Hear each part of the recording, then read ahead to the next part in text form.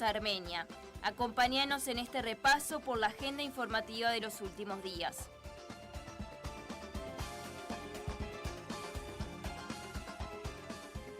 Lureru Hagortum.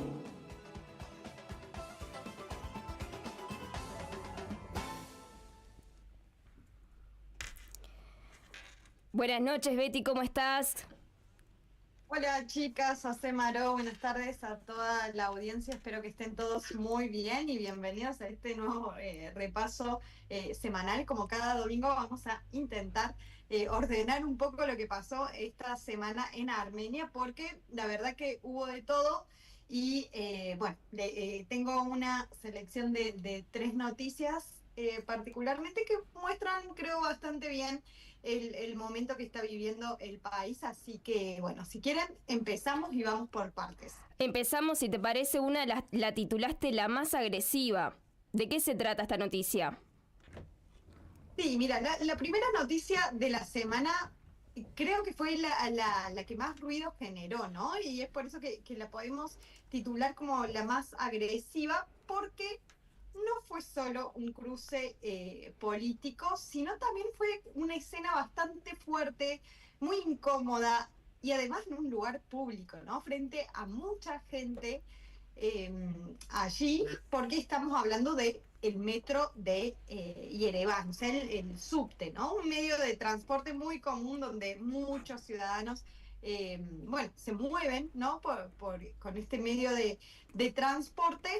Y aquí fue que ocurrió esta escena que consistía en, bueno, el primer ministro Nikol Pashinyan en una de esas recorridas públicas, ¿no? Que hace como parte de la campaña electoral, entró a uno de los vagones del metro de Yerevan y empezó a repartir como unos prendedores que tiene con el mapa de lo que él llama la Armenia real, y como forma de la campaña suelen repartir estos prendedores, que al margen, dicho sea de paso, hace instantes nomás estuvo acá pasando por la vereda de mi casa para que se ubiquen un poco aquellos que han visitado Yerevan.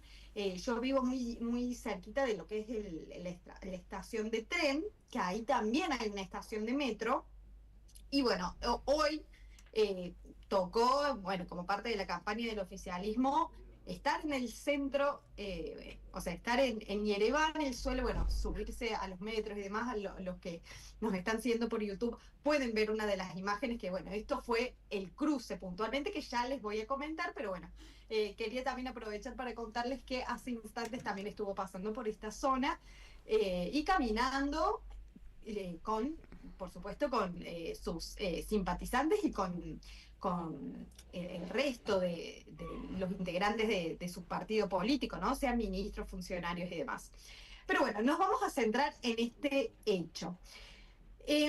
Se ofreció, entonces les comentaba que ofreció estos prendedorcitos con el mapa de Armenia. Tengamos en cuenta mapa de Armenia sin mapa de Artsakh, porque eso es lo que, esa es la bandera que enarbola, ¿no? El gobierno, esa es la superficie que este gobierno considera como la Armenia real. Y se lo ofrece a una mujer que estaba ahí. Hasta ahí, bueno, uno podría decir que es un gesto político, una escena de campaña más, pero bueno, en este momento en el cual Pashinyan se acercó a una mujer que estaba sentada con su hijo y trató de darle uno de estos prendedores, la mujer lo rechazó diciéndole algo muy concreto, ¿no? Que ella, siendo de Artsakh, porque era oriunda, era habitante de allí, tenía otro mapa. O sea, que no reconocía ese mapa de este famoso prendedor. Y además lo responsabilizó directamente por la limpieza étnica y por la despoblación de Artsakh, ¿no? Y ahí fue que se encendió todo. Lo que siguió fue, la verdad, un intercambio verbal cada vez más tenso. Pashinyan respondió que el niño va a vivir en ese mapa, mientras, bueno, la mujer insistía en algo que sinceramente mucha gente sentimos todavía de manera muy profunda, que es que aún no se puede quitar la esperanza de los desplazados de regresar a su tierra y a sus hogares, ¿no?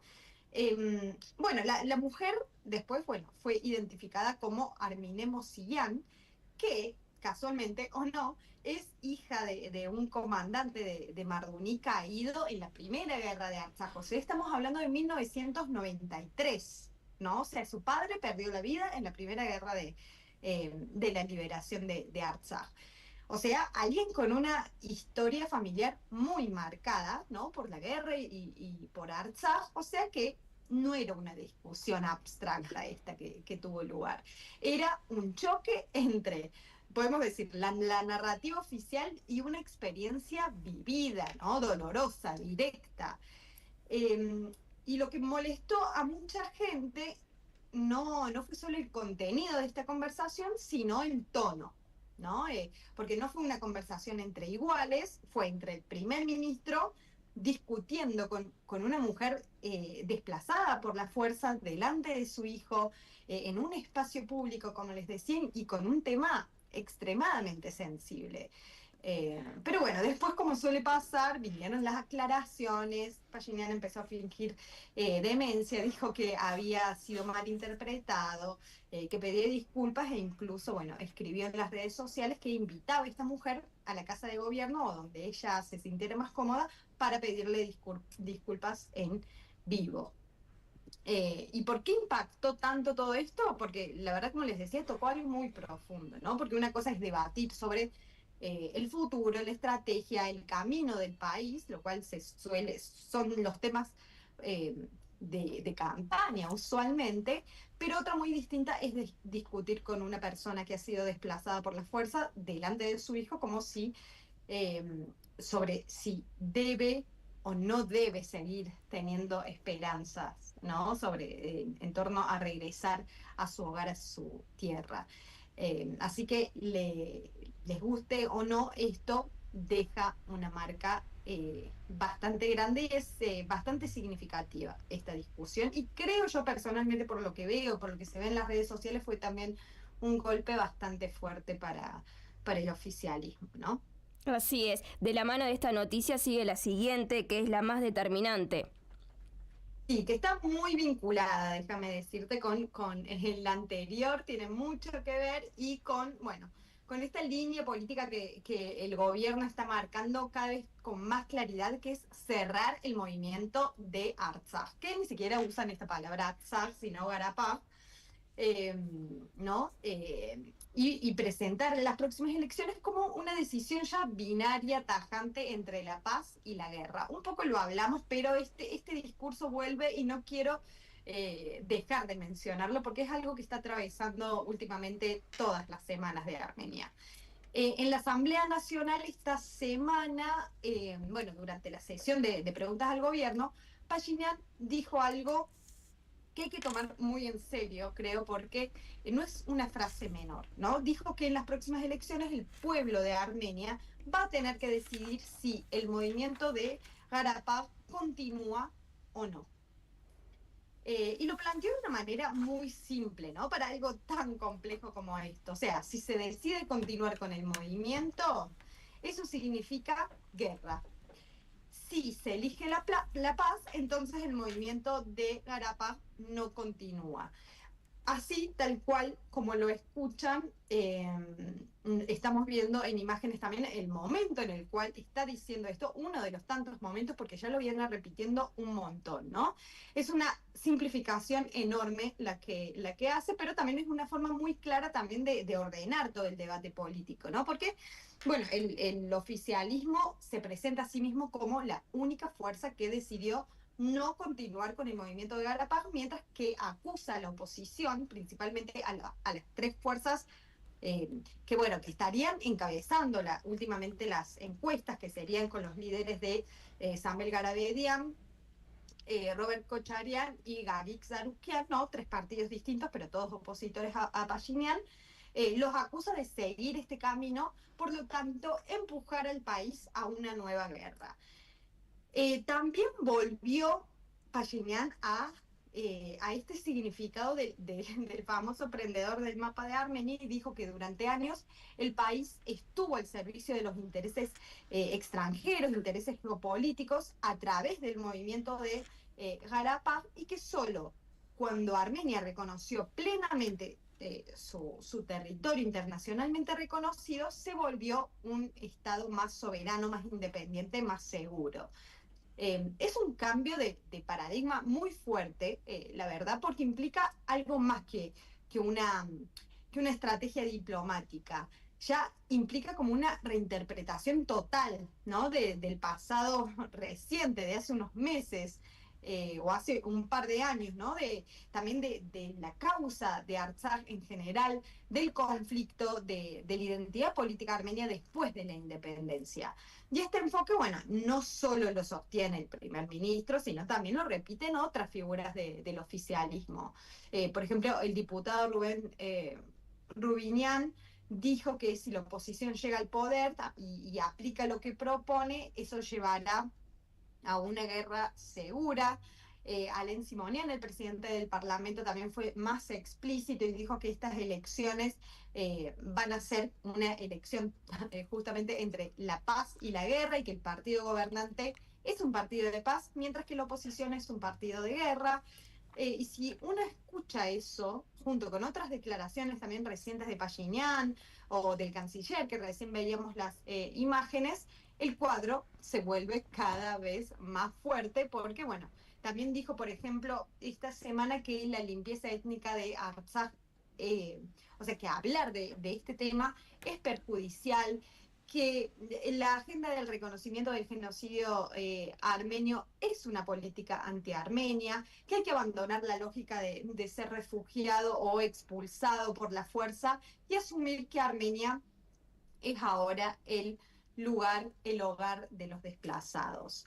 Entonces, bueno, ¿qué está haciendo el gobierno? La verdad que vemos que está construyendo una línea política muy definida, ¿no? Que tiene que ver con dejar atrás a Artsaj como bandera política, cerrar el conflicto como identidad, abandonar esta agenda, que, bueno, para algunos puede ser un tipo de realismo político, ¿no? Pero para otros también es una renuncia grande, y para otros también directamente es una forma de meter miedo en la sociedad, ¿no? Porque imagínense que en plena campaña, si te dicen que se opta por una de las opciones o la otra, y de eso depende si hay paz o guerra, es bastante también manipulador todo, y también genera cierto miedo en la sociedad, querramos o no. Pero bueno, sea cual sea la lectura, hay algo que está claro, que el gobierno quiere que las próximas elecciones se jueguen sobre eso, ¿no? No sobre gestión, no sobre economía, no sobre ya corrupción, sino sobre esta idea de o nosotros y la paz o ellos y la guerra. Betty, ¿te animás a recordarnos cuál va a ser la fecha de las elecciones para Armenia? Sí, por supuesto. Va a ser el 7 de junio próximo. O sea, en un par de meses ya vamos a estar frente a las urnas, ya decidiendo el futuro de este país. Y con respecto a los ciudadanos desplazados de Artsaj, ¿no votan o sí? Y aquellos que tienen ya emitida su ciudadanía, o sea, los que hayan aplicado para ser ciudadanos, sí, seguramente están empadronados y tienen una dirección en Armenia. En el caso de que no hayan hecho este trámite, no. Bien, espectacular. Seguimos adelante con la noticia más esperada. ¿Te parece, Betty? Sí, perfecto. Mira, ya llegamos a la tercera noticia, que la titulamos así, la más esperada, no necesariamente porque genere cierto entusiasmo, bueno, tal vez para algunos sí, sino porque hace tiempo que se viene anunciando, preparando, comentando, y porque pone a Armenia otra vez en un escenario internacional bastante importante, y consiste en que el 4 y el 5 de mayo, o sea, muy pronto, va a tener lugar en Yerevan lo que es la primera cumbre de Armenia y la Unión Europea. Y también, por otro lado, se va a desarrollar la cumbre de la Comunidad Política Europea. O sea, Armenia va a ser durante estos días una especie de centro político europeo. Esta semana, bueno, el mismo presidente del Consejo Europeo, Antonio Costa, lo podemos ver en las imágenes, publicó un tuit hablando sobre este evento, dándole para adelante, dando cuenta que desde Bruselas dicen que Armenia es un socio importante, que se comparten valores y que esta cumbre va a servir para profundizar mucho más esta relación. Pero bueno, ahora bien, como pasa siempre, esto también tiene varias lecturas, ¿no? Por un lado, hay quienes ven esto como una oportunidad enorme para Armenia, sea más vínculos, más inversión, más apertura, más margen frente a otras potencias o, bueno, apoyo a diferentes reformas, ¿no? Incluso también protección diplomática, pero al mismo tiempo hay cierta cautela que la verdad que se está sintiendo, ¿no? Porque en Armenia ya se aprendió que, bueno, muchas veces también de la forma más dolorosa, que los gestos diplomáticos, sean las fotos, sean las palabras solemnes, muy decoradas, no siempre cambian lo que pasa sobre el terreno, ¿no? Así que bueno, habrá que ver qué sale de esta cumbre. Vamos a mantenerlos, por supuesto, informados de esto porque, como les decía, es un evento muy importante y también, como les decía en reportes anteriores, si mal no recuerdo, esto ocurre en un momento muy sensible y muy importante porque estamos, como vemos, en plena campaña preelectoral y que venga la Comunidad Europea a Armenia es una muestra de muchísimo apoyo, según la lectura que yo puedo hacer, al oficialismo, ¿no?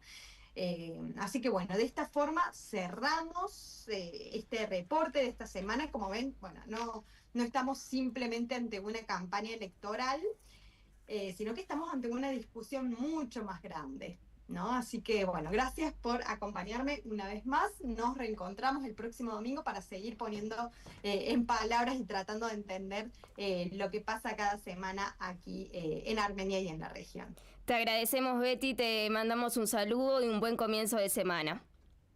Gracias, feliz semana a todos.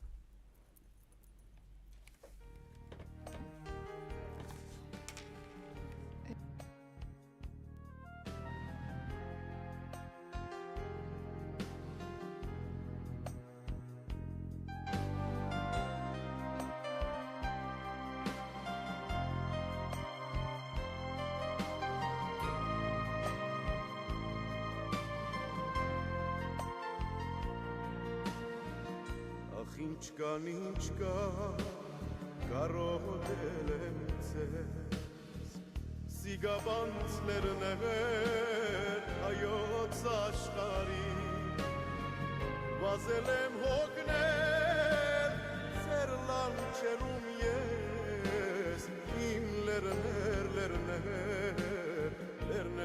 հայրենի Վազել եմ հոգնել